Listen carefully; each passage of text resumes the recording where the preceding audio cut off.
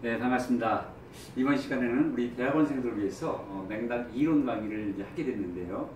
어떻게 이 맥락이 중요하게 됐는지, 그리고 연구 차원에서 또 우리가 맥락이 왜 중요한지, 어떤 흐름 속에서 우리가 맥락 연구를 바라봐야 되는지, 또 우리가 국어 교육학 차원에서는 또 어떤 식으로 접근해야 되는지 전반적인 흐름을 말씀드리겠습니다. 여기 맥락이라는 거, 영어로 컨텍스트라고 하죠. 맥락이라는 게 지금 세 가지 분야에서 대단히 중요성이 부각되고 있습니다. 일단 맥락이라는 거는 일단 언어학 차원에서 그 중요성이 부각이 됐었고요. 그리고 또 물론 이제 교육학에서도 늘 중요성이 부각됐지만 우리 국어 교육학에서는 국어 교육 과정에서는 2007 교육 과정부터 또 그 맥락이 하나의 범주로 도입되면서 그 중요성이 강조가 됐습니다.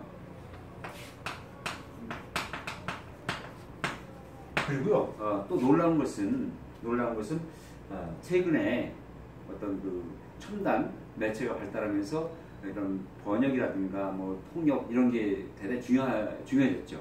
그래서 그 어떤 인공지능에서의 어떤 소통 문제, 그다음에 기계와 인간의 어떤 관계, 또는 뭐 기계가 인간의 언어를 처리하는 그런 정보 기술 분야에서도 이 맥락이 대단히 중요해졌습니다. 그래가지고 이 정보 기술을 앞서 이끌어가고 있는 이 구글이라는 회사에서는 지금 최대 과제가 컨텍스트 어널리시스, 맥락 분석. 그러니까 사실은 그 인공지능으로 가려면 기계가 인간처럼 생각하고 인간처럼 말을 듣고 알아들어야 되는데, 거기서 가장 중요한 게 이 맥락이라는 거예요. 어떤 하나 단어를 듣는다 하더라도 맥락을 모르면 그 의미를 모르는 거죠, 그죠? 그래서 이 세 가지 분에서 대단히 중요해졌고, 그런 또 마침내 제가 이 여러 가지 살다 보니까 이 언어학 쪽에서 이제 첫 번째 박사를 받았고요.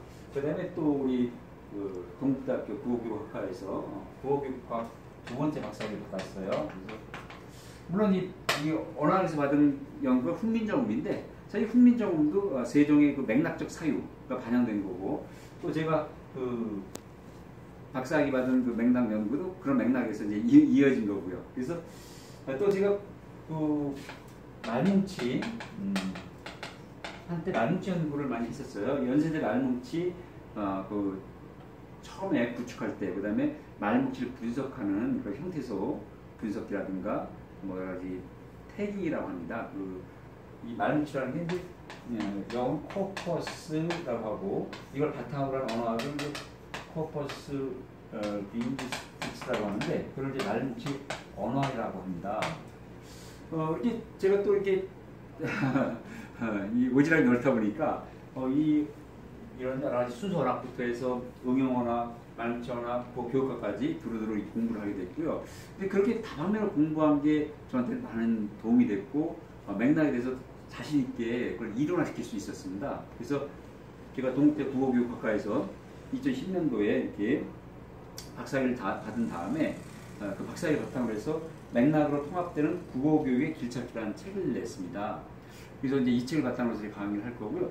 진짜 제가 자신 있게 말할 수 있는 것은 이 논문을 쓸 때 제가 전 세계 거의 모든 맥락 이론을 섭렵해서 그걸 바탕으로 해서 이걸 국어교육학에 적용을 했었고요. 제가 이렇게 또 넓고 깊게 분석한 이런 맥락 연구를 할 수 있었던 것은 이 언어학에서 먼저 맥락 연구를 했고, 그걸 또 이렇게 교육학적으로 전달시켰기 때문에 가능했습니다. 자, 그러면 이제 어떻게 이 맥락이 그 중요성이 부각되는지 그 흐름을 말씀드리도록 할게요. 자, 이쪽에 좀 이동을 해볼까요? 자, 이 맥락이라는 게 이제 그 맥을 잡으려면 일단 소시를 알아야 됩니다. 소시르가 쓴 제가 가져왔는데 1916년에 아주 놀라운 책이 나옵니다. 소시르라는 그 프랑스계 스위스 사람이었죠, 그죠? 이분이 돌아가신 다음에 그 제자들이 일반 언어학 강의라는 책을 내요. 그 최초 낸 책과 가장 근접한 프랑스판 책이 이 책입니다. 그래서 이 책이고, 이제 요거는 이제 번역된 책인데, 국어 교육학을 하든 뭐 언어학을 하든 그 어떤 학문을 하든 이 소시르의 일반 언어 강의 반드시 읽어야 될 만큼 대단히 그 학제적 연구, 융합적 연구, 어떤 통합적 학문의 융합적 학문의 어떤 고전입니다. 자, 그다음에 이 소시르의 일반 언어 강의가 도대체 무엇이 한데 이 다방면의 학문에 영향을 끼쳤을까요? 지금 이 시점에서 전 세계에서 가장 많이 그 인용되고 있는 책이 저는 이 일반 언어 강의라고 생각합니다. 저도 뭐 이 책을 한 10여 년 이렇게 연구하고 계속 인용도 하고 그랬는데요. 이 책이 왜 중요한가를 제가 이를 이해를 해야만이 맥락이 왜 중요하고 그 중요성이 왜 부각되는지를 알 수 있겠고요. 연구하는 맥락을 잡을 수 있습니다. 자, 이 책에서 소시르는 두 가지 중요한 얘기를 하게 됩니다. 그게 뭐냐면 언어의 본질을 얘기하면서 언어를 두 가지 측면에서 바라다 봅니다. 그게 이제 랑그와 파롤인데, 그 랑그와 파롤은 언어의 그 두 가지 속성이기도 하고 언어를 연구할 방법론이기도 해요. 랑그 차원에서 연구할 거냐, 파롤 차원에서 연구할 거냐, 이렇게 되는 거죠. 자, 그러면 랑그라는 것은 쉽게 말하면 언어라는 게 그 두 가지 양면적 속성을 가지고 있어요. 랑그적인 속성이라는 게 뭐죠? 언어는 일정한 그 체계와 법칙으로 이루어져 있다. 그래서 우리가 이게 소통도 하고, 그죠? 똑같은 언어 체계를 공유하면서 합리적인 의사소통을 하는 거 아니겠습니까? 그에 반해서 언어라는 건 또 사람마다 다른 어떤 다양성이 있다는 거죠. 다양성, 그 다음에 차이, 또 개인적인 측면. 그러니까 요거는 체계적인 거, 요거는 사회적인 거고. 그러니까 여기서는 이제 보편적 동질성을 강조하는 거고요. 요거는 이제 어떤 역동적 차이, 다양성 이런 걸 강조하는 겁니다. 그러면 이 랑과 파롤 중에서 어떤 게 그 언어의 진짜 모습입니까? 라고 제가 묻는 것 자체가 어리석은 겁니다. 왜냐하면 이게 묻는 것 자체가 대단히 이인법적인 거잖아요. 이 랑과 파롤 둘 다 언어예요. 그 두 가지 결합된 게 언어잖아요. 그래서 우리가 진짜 우리 학우 여러분들하고 이렇게 이제 소통하면서 표준화 체계, 문법 체계를 공유하면서 소통이 되잖아요. 그러면서 또 생각하는 것도 다르고 표현도 달라. 이게 가장 쉽게 말하면 그 말투가 다르잖아요. 그래서 전 지구상에 뭐 70억의 인구가 있다. 다 목소리 달라. 이게 8월이라는 겁니다. 그죠? 그리고 또 똑같은 책을 읽고 요약을 시켜도 이 똑같은 표현이 거의 안 나와요, 사실은. 이게 단편소설 정도만 되면. 이렇게 그 사람마다, 그 다음에 또 똑같은 사람이라도 맥락에 따라서 끊임없이 이게 역동적으로 우리가 그 말을 부여쓰게 되는데, 그런 측면을 이제 파롤이라는 거죠. 두 가지 측면 다 우리의 언어의 모습이잖아요. 그래서, 그런데 이제 문제는 뭐냐면, 우리가 일제시대 때, 경성제국대학 학자들 통해서 이제, 또는 일제시대 일본 학자들, 또 일제시대 소식을 받아들이다 보니까, 이 랑그 쪽을 먼저 받아들입니다. 랑그 쪽을. 그래서 이 랑그 쪽을 먼저 받아들이는 게 이른바 순수 언어학이라는 거예요. 순수 언어학. 순수학. 뭐 나중에서야 그러니까 우리나라 같은 경우는 1980년대 이후, 그것도 빠르죠. 사실 한 1990년대, 한 2000년대 이후에 와서야 이 8호를 존중해주는 응용 언어학이 빛을 발합니다. 빛을 발해요. 그래서 그런데 이제 아무튼 거의 뭐 우리나라 언어학 유입되면 이렇게 받아들이면서 거의 초창기에는 50년 이상을 이 순수 언어학이 우리 언어학을 지배를 합니다. 그러면 이 순수 언어학과 응용 언어학의 차이가 뭐냐? 이 순수 언어학은 그야말로 여기 나와 있듯이 어떤 그 언어 체계와 그 다음에 보편적 동질성 측면에서 연구하는 거이기 때문에 그 언어라는 대상을 객관화시킬 수 있는 것만이 연구 대상이 되는 겁니다. 그리고 소시르도 이 랑그 중심으로 연구하는 것을 언어 과학이라고 했어요. 과학이라고 했어요. 나중에 다시 얘기하겠지만 바로 저도 무시하지는 않았습니다. 이 책에서는 일반 언어 강의에서는 둘 다를 강조했어요. 강조했는데 상대적으로 이 소시르가 기존의 전통 전통 언어학의 어떤 그 비과학적인 측면을 배제하고 새로운 어떤 언어 방법을 강조하다 보니까 상대적으로 이 언어과학, 이 랑그 쪽이 더 강조가 됐을 뿐이고, 실제로 이 책에서는 이 8월 쪽도 대단히 중요하게 여겼단 말이죠. 그죠? 언어의 의미라는 것은 차이에 의해서 드러난다. 이런 식으로.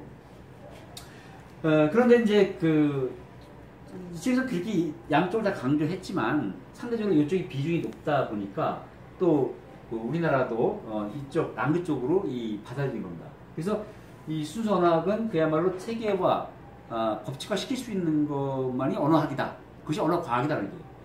체계화 시킬 수 없으면 그건 언어과학이 될 수 없다. 그러다 보니까 이 순수 언어학에서 통사론, 그 다음에 형태론이 먼저 발전하게 된 겁니다. 왜 그렇습니까? 이 통사론이라는 건 문장이 연구의 기본 단위예요. 형태론은 단어 또는 형태소가 기본 연구 단위고, 왜 두 가지가, 이거 말고 의문론도 있고, 그죠? 의미론도 있고, 여러 가지가 있는데, 왜 두 가지가 먼저 언어학의 대상으로서 정립이 됐느냐? 그거는 상대적으로 체계화가 쉽기 때문에 그렇게 되는 거죠. 그래서 순수 언어학의 2대 분야라. 이 2대 분야가 뭐냐? 그러면 이제 이 통사론과 형태론이 되는 겁니다. 그러다가 이 자음과 모음 같은, 그죠? 그런 걸 이제 분절 음이라고 하고, 소리의 높낮이 길이 이런 걸 이제 비분절 음이라고 하는데, 아무튼 그런 자음과 모음 같은 그런 음운 단위도 체계화 시킬 수 있다. 우리도 언어 과학이 될 수 있다. 언어 과학이다. 그래서 이제 들어오게 되는 게 음론이에요. 그래서 순수 언어학의 3대 분야다는 통사론, 형태론, 음론이 되는 겁니다. 그래서 고영문 선생님이 쓰신 무슨 책에 보면 우리말 문법론이가 되어 있는데 통사론과 형태론밖에 없어요. 그 초기 단계의 문법론, 좁은 의미의 순수 언어학을 반영한 겁니다. 아무튼 지금은 순수 언어학의 3대 분야라고 하면 이제 형태론, 통사론, 음론을 가리키는 겁니다. 그러다가 나중에 이 의미론이 또 끼어들어오는 거야. 처음에는 의미는 객관화시킬 수 없다. 의미는 체계화시킬 수 없다라고 해서 순서라서 배제가 됐는데, 이제 의미론 연구하시는 분들이, 야, 우리 의미도 체계화시킬 수 있어. 이런 사전적 의미, 그죠? 보편적 의미, 개념적 의미 이런 거 체계화시킬 수 있잖아. 우리도 순수언학에 껴줘.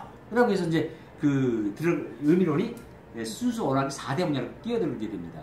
물론 맥락적 의미, 연상적 의미 같은 것들을 객관시킬 수 없는 역동적인 게 있기 때문에 그거는 나중에 이제 응용학 쪽으로 가지만, 초기의 의미로는 객관화시킬 수 있는 의미만을 의미론의 대상으로 삼은 거예요. 자, 여기서 이제 맥락이라는 게 뭔가 잘 드러납니다. 잘 보세요. 순수 언어학은 한마디로 얘기하면 맥락을 배제하는 겁니다. 맥락 배제. 왜냐면 그 역동적 맥락을 고려하면, 맥락이라는 게 뭐예요? 쉽게 말하면 어떤 상황, 그죠? 배경, 사회문화적 역사 배경 이런 거잖아요. 이런 것들을 고려하면 이게 언어의 어떤 객관화된 기술이 어려우니까 이 맥락에 의존한다고 해서 의미가 처음에 배제했던 거죠. 그죠? 네. 그래서 이제 다시 한번 강조하면 이 순수언어의 핵심은 맥락을 배제하는 거다. 그죠? 그래서 순수하게 문장 하나의 단위, 난 짜장면이 좋아. 이 문장 그 자체의 어떤 체계적인 법칙 이런 것들을 강조를 하게 되는 거고요. 그 다음에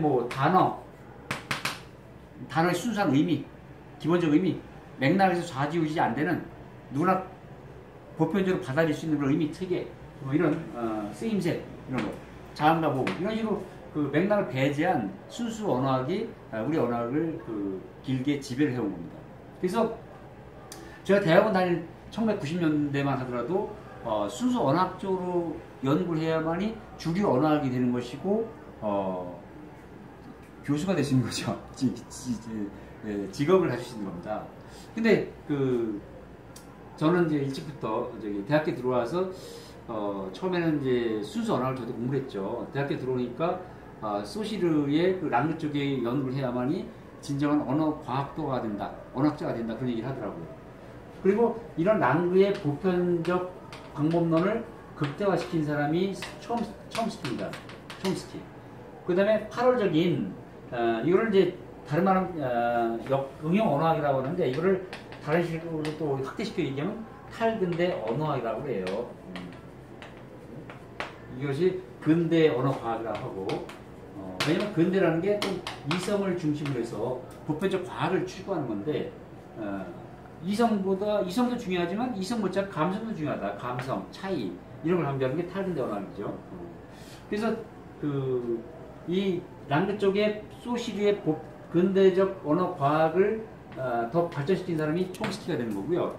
이 탈근대 언어학을 또 발전시킨 사람이 있어요. 이게 이제 들레즈라는 프랑스의 철학자인데, 철학자지만 이 사람이 제가 여기 가져오기도 했지만, 여기 밀플라토, 이 천개의 고원 이런 데서 대단히 촘스키의 보편적 언어 과학을 비판하고 이 탈근대 언어학 이런 쪽을 되게 강조를 하게 됩니다. 저는 또 처음에는 이제 그래서 대학교 들어와서 소시르 뭐 이런 거 공부 열심히 하고, 그 다음에 촘스키도 그래서 한 10여 년간 우리 공부를 했어요. 그래서 대학원 들어갔어요. 석사에도 이제 그런 걸 적용해서 어휘론 가지고 학위를 받았습니다.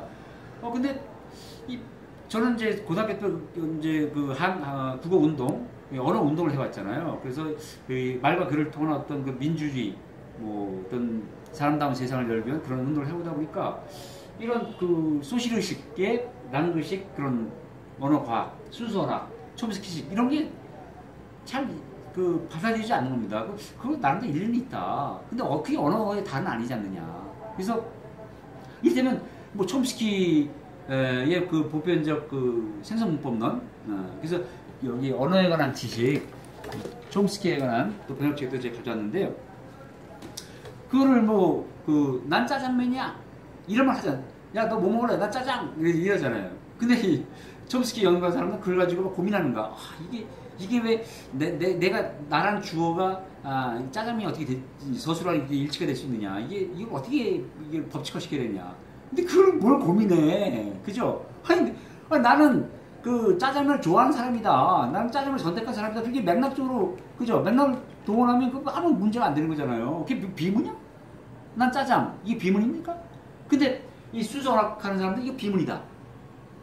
그냥 맥락을 고려하면 금방 풀릴 문제를 맥락을 자꾸 배제하려고 하는 그런 게 작용하다 보니까 그런 엉뚱한 걸 가지고 이렇게 많은 연구의 소모적인 연구를 하고 뭐 그러는 거죠. 그래서 물론 이제 나중에 촘스키 언어학이 전산 언어학과 결합되면서 뭐 또 이렇게 응용 언어학과 결합이 되기도 해요. 그래서 그렇긴 하지만 정통 촘스키의 보편 언어학은 어쨌거나 그런 법칙을 강조하고 체계성을 강조하다 보니까 아주 역동적인 우리 삶의 역동적인 상황 속에서의 언어의 그런 쓰임새를 대단히 소홀히 여기는 그런 경향이 있다 그런 얘기죠.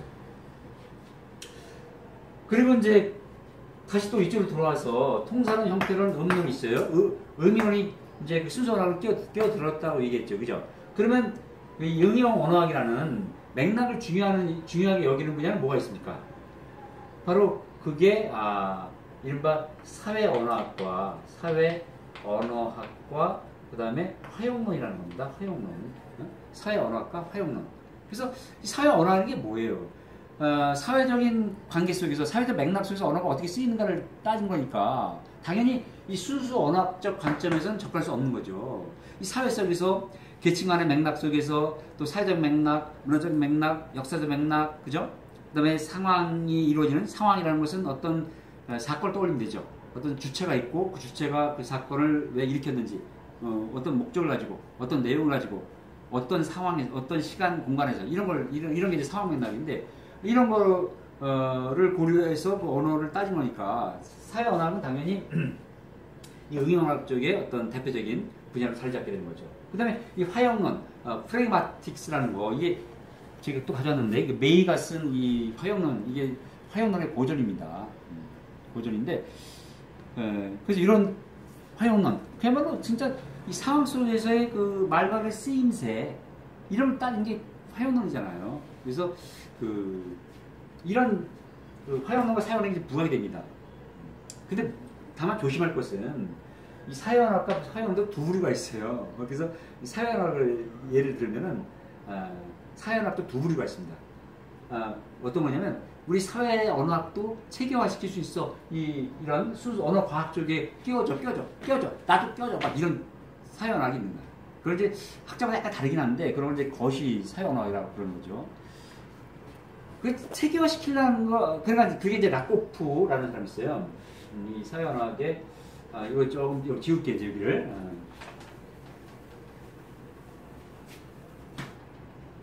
그래서 이제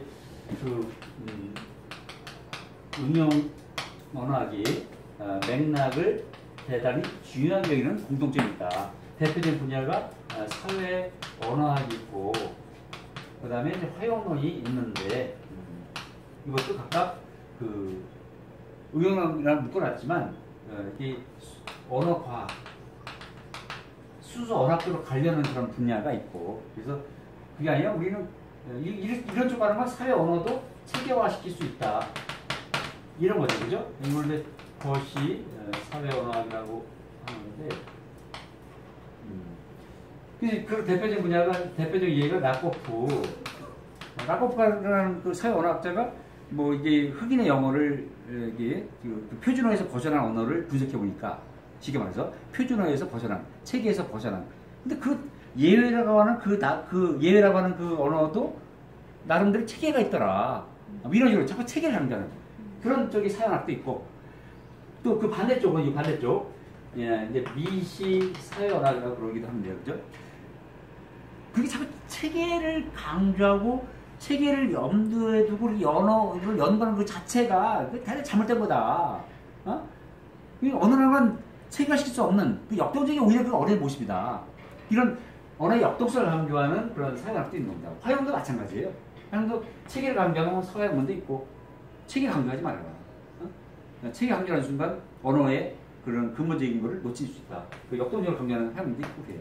뭐 이게 여러 부류는 있지만 근데 중요한 건 뭐냐면, 순수 언어학에서는 맥락을 의도적으로 배제했지만, 이게 언어과학의 흉내를 내는, 언어과학적으로 가고자 하는 그 이쪽 그 체계를 지향하는 사회 언어학자들과 순수 언어학의 차이는 뭐냐면, 어쩌면 이쪽은 맥락을 중요시 여긴다는 겁니다. 그래서 체계를 강조하는 이쪽이나 체계를 강조하지 않은 역동적으로 강조하는 이쪽이나 둘 다 맥락이 중요하다는 걸 공감하는 겁니다. 그것이 순수 언어학과의 차이가 됩니다.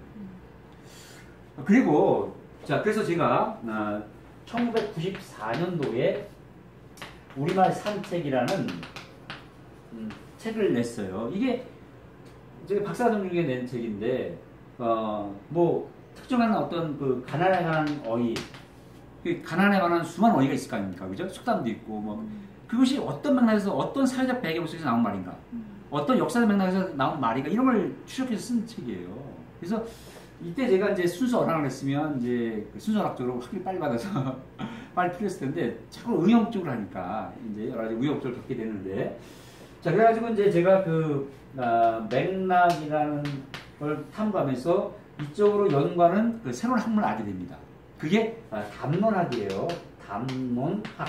이 담론이라는 말은 영어 디스코스를 번역한 건데, 디스코스, 이것도 담론학의 대표적인 또 책인데요. 이 담론이라는 게 뭐냐면요, 이 푸코에 의해서 학문화가 된 건데, 푸코가 어느 날 도서관을 갔어요. 그래서 자기는 평소에 알고 있는 건 뭐냐면, 그 중세의 마녀 사냥, 이거는 그 마녀들이 뭔가 잘못했기 때문에 화형을 당했다 이렇게 알고 있었는데, 도서관 가서 수많은 책들과 자료를 뒤져보니까 그 마녀로 몰았던 사람이 마녀가 비정상이라고 이렇게 생각을 해왔는데, 오히려 마녀로 몰린 마녀가 정상이고, 마녀로 몰았던 그 중세의 그런 목사라든가 장로 이런 그 잘못된 그런 중세를 이끌었던 그런 그 교회 세력들이 오히려 비정상이었다. 그러니까 수많은 책과 자료, 언어 자료를 통해서 무엇이 정상이고 무엇이 비정상이냐라는 맥락을 밝히는 겁니다. 역사 진실을 밝히는 거죠. 인간의 진실을 밝히는 겁니다. 그래서 그 푸코의 그런 방법론을 적절히 학문으로 발전시킨 게 이 담론학이라는 거예요. 담론학. 그래가지고 제가 오늘 깜빡이가 안 가져왔는데요. 이 맥락 담론 의미라는 그 담론이라는 책을 냈어요. 그러니까 제가 요 책을 내기 전에 담론학이라는 책을 냈어요. 이 담론학이라는 책은 이 통합 언어학에 관한 책이에요. 언어를 분절시키지 마라. 분절시키더라도 맥락 속에서 살펴봐라. 그래서 뭐 단어든 뭐 음은 자음과 모음이든 문장이든 뭐 그렇게 쪼개서 바라볼 수 있어요. 뭐 연구할 수 있잖아요, 그죠? 뭐 전체를 연구할 수도 있고 언어를 분절화시켜서 쪼개서 연구할 수도 있고.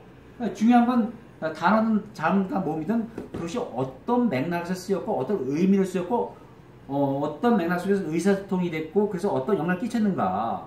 이게 그런 맥락을 탐구하는 맥락 중심 언어를 바라보는 그게 바로 다문언어학이고 이게 통합 언어학입니다.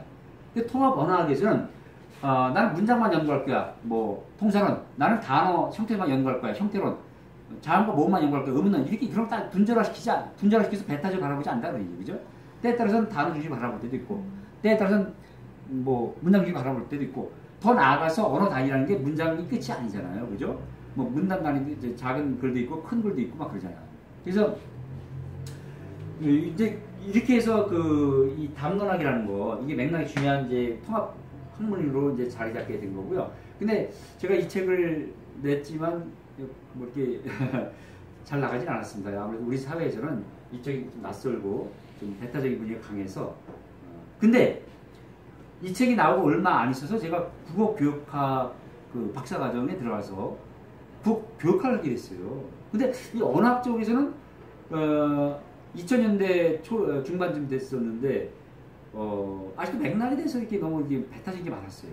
지금도 뭐 순서학 쪽이 주류를 차지하고 있지만 그래서 국어교육학 쪽에 왔더니 이 국어교육학 쪽에서는 이 맥락을 대단히 중요시 여기는 겁니다.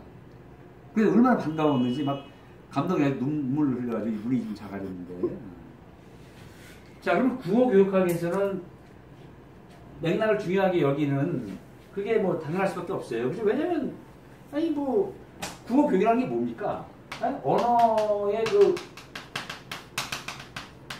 의사소통 능력을 길러주는 거 아닙니까? 의사소통이 뭐예요, 대체? 어떤 맥락에서 우리가 듣고 말하고 어떤 면에서 읽고 어떤 면에서 쓰고 뭐 이런 과정에서 또 문학은 어떤 역할을 하고 그죠? 문법은 또 어떤 역할을 하냐 뭐 이런 거를 어떤 이런 종합적인 능력을 가지고 우리가 의사소통에 참여하게 되는 것이고 그 의사소통 능력을 가르치려면 맥락을 고려한 듣기, 맥락을 고려한 말하기, 읽기, 쓰기 당연히 그렇게 가야 되는 거죠. 그래가지고 2007년도에 교육과정이 이제 개정이 되죠. 교육과정이 개정이 돼가지고 이때 맥락이 하나의 범주로 들어오게 됩니다. 범주. 제가 이거 보고 얼마나 진짜 감동했는지, 이 국어교육학이야말로 진짜 앞서가는구나. 그래서 이 국어교육학에서는 이렇게 얘기합니다. 담화와 글의 수용과 생산에서 고려해야 할 상황과 사회문화적인 배경 그렇게 얘기를 합니다. 뭐 일반적인 맥락의 의미가 크게 다르지 않습니다. 담화라는 건 이쪽에 인말 차원에서 얘기하는 거고 그런 이제 글말 차원에서 얘기하는 거고 수용은 뭐죠? 듣기와 이 방법이 왜 돼? 이거 듣기와 읽기고 생산은 뭐죠? 쓰기와 말하기 또 먼저 쓰는 게 좋겠죠, 그죠? 말하기와 쓰기이고 이런 거잖아요. 그리고 이제 여기서는 상황 맥락과 배경, 사회문화적 배경만 얘기하고 있지만 기본적으로 이제 언어 맥락이라는 게 깔려 있는 겁니다. 문맥, 언어 맥락, 언어 맥락, 뭐 문맥, 그 다음에 언어의 분절적인 언어, 단어냐 문장 이런 거 다 포함되는 거죠. 그 밖에 또 추가한다면 뭐 자료와 매체 이런 것도 하나의 맥락으로 구성될 수 있는 것이고요. 그래서 이게 맥락이 정말 중요한 국어 교육 과정에서 가르쳐야 될 요소로서 범주로 들어왔다는 거. 그러니까 그렇다면 이 전에는 그런 맥락이 중요하지 않다는 거냐? 그런 건 아니죠. 이 2007 교육 과정 이전에도 맥락은 중요한 겁니다. 근데 맥락이 중요한데 맥락을 제대로 가르치지 않아. 제대로 가르쳐야 되는데. 그래서 맥락이 중요하니까 좀 적극적으로, 그죠? 적극적으로 맥락을 고려한 그런 언어를 길러주는 그런 걸 가르쳐라. 그래가지고 실제로 옛날에는 뭐 이렇게 권임을 쓰기 그러면 그냥 권임을 쓰기, 뭐 자기 주장을 쓰기, 뭐 해서 그냥 형적인 측면에서 이렇게 주로 가르쳤죠. 근데 예, 이런 게 들어오니까 이 교육 방식 바뀌는 겁니다. 야, 맥락 왜 건의를 해야 되는 거지? 왜 그죠? 그럼 내가 어떻게 써야 되지? 내가 이렇게 쓸 경우에 어떤 영향을 끼칠까? 그죠? 그래서 이런 사회적 문제가 생긴 것은 어떤 상황 속에서 어떤 배경 속에서 생긴 거지? 이런 걸 탐구해야 되잖아요, 그죠? 그렇게 맥락을 제대로 탐구하고 맥락을 고려해서 건의를 써. 그래서 건의를 해. 그러니까 더 생산적이고 발전적인 건의를 할 수 있는 거죠. 그리고 또 그리고 이 맥락은 이 대단히 실천 지향적인 어떤 핵심어입니다. 그죠? 그래서 이 담론학에서 실천 대단히 중요하게 여겨요. 건의문 쓰고 옛날 끝났어요. 수업 시간에. 근데 지금 그러면 안 됩니다. 건의문 썼어요. 그죠? 그래서 상대방에서 어떤 반응을 보이는가, 그죠? 반응이 오면 또 거기에 대해서 우리가 어떻게 해야 되는가, 또 건의문 쓸 때까지 우리는 어떻게 상호 협력을 해야 되고, 또 협력하는 과정에서 어떤 토론을 벌여야 되는가, 이런 걸 하는 거예요. 그래서 이번 대학원 과목이 장문과 토론이야. 그죠? 이 두 가지의 그 언어 영역을 이렇게 합쳐놨어요. 그런 과목이 다 왔어요. 그래서 2007 교육과정 이후에 2009, 2011 교육과정에서는 맥락범죄 빠졌어요. 저는 그걸 잘못했다고 생각해요. 그냥 놔두면 되는 건데 뭘 놓다 뺐다가 그래. 왜 뺐습니까?